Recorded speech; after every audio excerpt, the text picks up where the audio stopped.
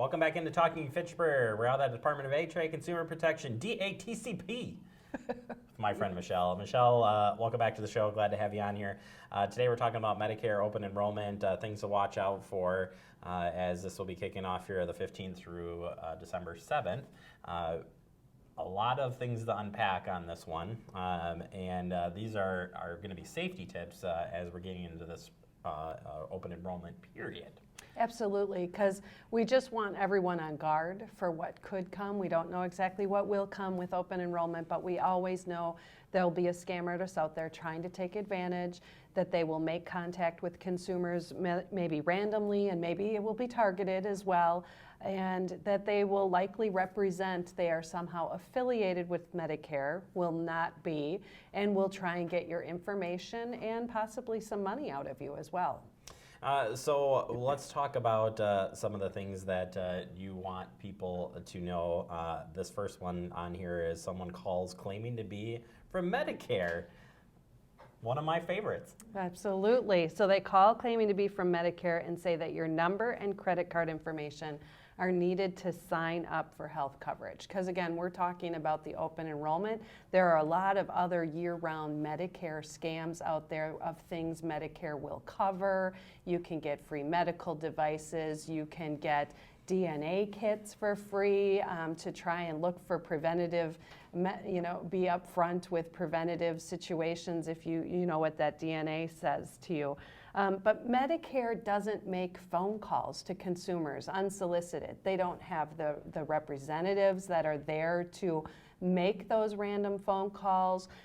They aren't sales agents in that fashion. So again, they don't just call you out of the blue. If you have to make contact with Medicare specifically about something, they'll return your call at your request, but they don't just call you out of the blue. So with all of these potential scams we'll go through, that is a key factor to remember. If you see that your caller ID says Medicare, don't answer the phone. It's spoofing. They're misrepresenting. If you pick up the phone and they say, "Hi, this is your Medicare rep," just hang up. They don't make these phone calls. Yeah, and as I'm looking down the list here, it pretty much leads into that.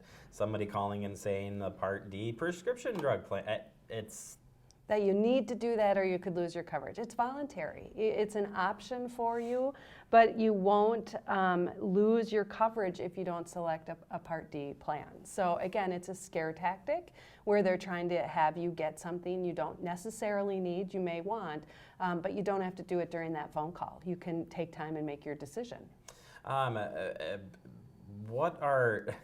I even said watch out for door-to-door visits. Absolutely. So we've seen in other states and over the course of time where they come knocking on the door, just like any other potential sale could be.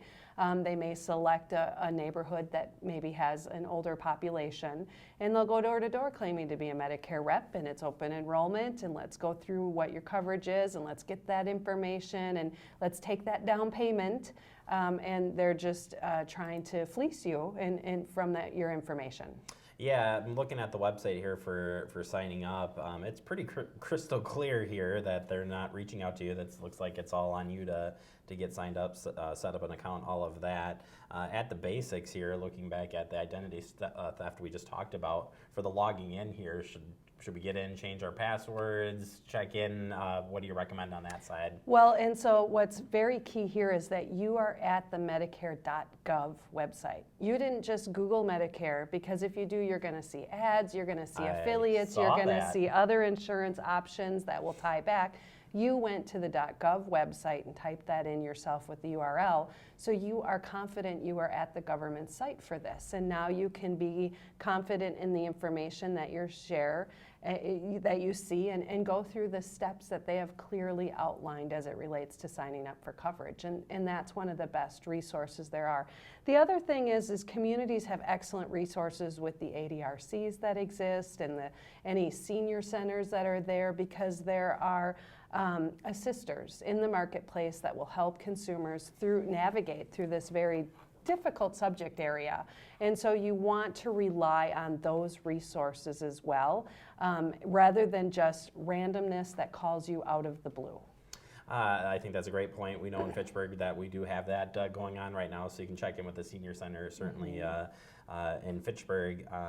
Finally here, if you do think that you answered the phone, you thought it was, you handed out some information, what's that next step from you guys, recommendations? Call Consumer Protection, because we can help you evaluate the potential risk of identity theft and walk you through some protection steps if you don't have them in place already, to talk you through how to put those in place.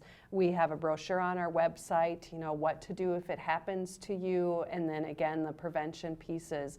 But you'll want to go through an evaluation of what information you gave away so you know where to start in that protection aspect of things. So just call 1-800-422-7128 or go to datcp.wi.gov. You know what I like to ask at the end, and you beat me Yes. to it. Perfect. Michelle, thank you so much for the information. We appreciate it. Looking forward to having you back on the show. Sounds good. Thank you. All right, we'll take a quick break. You are watching Talking Fitchburg.